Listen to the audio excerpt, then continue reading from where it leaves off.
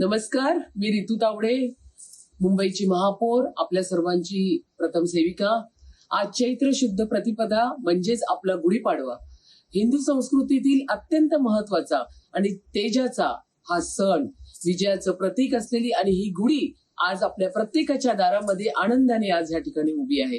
गेल्या काही वर्षात मुंबईचं सर्वांगीण विकासासाठी आणि सुंदर मुंबईसाठी अनेक पावलं आपण सर्वांनी उचलली आहे आणि या नवीन वर्षामध्ये मुंबईचा हा प्रगतीचा रथ असाच वेगाने पुढे नेण्याचा आपल्या सगळ्यांचा संकल्प आहे. हे नवीन वर्ष आपल्या सगळ्यांच्या आयुष्यात सुख, समृद्धी आणि उत्तम आरोग्य हे भरभराट घेऊन यावं, हीच मी या ठिकाणी सदिच्छा करते. ईश्वर चरणी मी प्रार्थना करते. म्हणून माझ्या सर्व मुंबईकरांना मी गुढीपाडव्याच्या अगदी मनपूर्वक शुभेच्छा देते. जय हिंद, जय महाराष्ट्र.